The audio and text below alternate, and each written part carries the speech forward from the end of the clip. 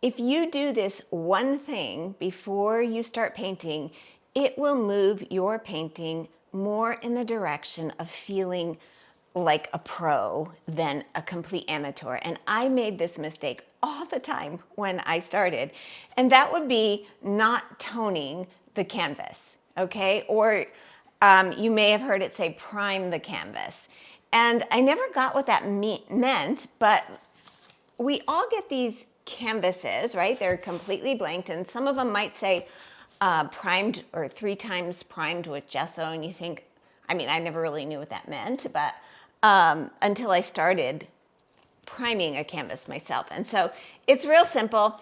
You never want to paint your final painting or like your final thought of what you want on the painting on a complete blank canvas.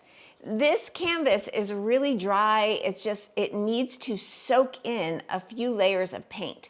And you may know what I mean if you've ever done what I did and painted something on there and called it good, right? And then you come back the next day when it's dry and you're like, oh, why does it look so, I didn't even know the words at the time, but like flat and dull and thin, like I could see straight through it. And that's because that was the first layer that was soaking into the canvas, and I didn't know that. So it's an easy fix. Let me show you. I go about it a couple different ways, but if you're new, all you do, it doesn't matter what color you take. I would just take a large brush, and all you want to do is get a couple of really thick layers of paint. I mean, look at how I'm being really careless about this. Does not matter. I want good thick layers of paint covering the entire canvas, and I'm going to do it maybe 3 times.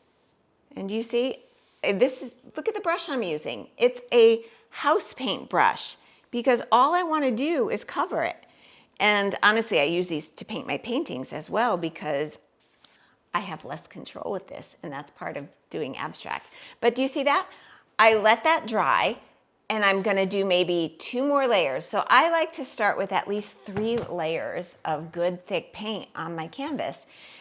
And you know, I'll either lay them all out and do them all at once and let them dry, you know, and then come back and do more. But as I got more and more into my painting rhythm, I didn't like doing it that way. It was like boring. It wasn't the fun stuff. I wanted to get in and start painting right away. So I kind of moved in a different direction of doing that.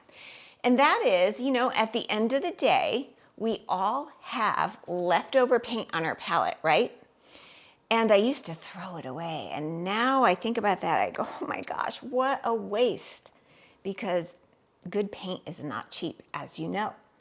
So what I started doing then was taking my same blank canvases and just putting all the extra paint on it at the end of the day. And you can see, like this one's one of my newer ones. I just started it, so it's not completely covered. And I didn't care anymore. As I realized, I'm like, that's really good paint. I don't want to waste it. And these layers get covered up really quickly. I'm just looking for them to go into the canvas to build that foundation so that my other layers stood on top and did the job that I wanted them to do. So that's what I started doing, and it didn't matter what tool. This one's a little further along, and the paint here is much thicker, and I would just, you could see, it doesn't matter. It doesn't, like the look, the tool I used, whatever I had out at the end of the day, the lightness of the paint or the darkness like this one, this has a good 6 or 7 layers already on it. So here's the difference it makes. When I come in and I'm looking for something, I'm like, I just want paint now. I want to get this idea out. I want to see where it goes. I don't want to do all of that before I can get to it. I want to get right to the point. And so I grab one of these. I started building up all of these with the extra paint on a regular basis. And before you know it, I had a lot of them. And I could just grab 4 of them, lay them out on my table here, and get to work on it. And that's a lot more exciting, right? you know those days. You come in, you want to get down to business and make something. And so that's what I started doing. And you could see here, I just came in and I was starting to execute like an idea. This was when I was working in some figures for a workshop that I was teaching. And I'm like, oh, let me just see, okay, how can I get about this idea I want in my head? And I think, I don't know if I abandoned it or what, but you know, they're perfect for that, because sometimes you get something and you're like, oh, I love it. But if you don't have those foundation layers underneath, it's not going to stay strong, vibrant, and full of color. And that's the mistake that I was making as a novice. I didn't know. You know, it's like you need a foundation in everything. And once I understood that, it changed everything. Now, I mean, I had all these canvases or surfaces. This is a wood panel. I play with them all.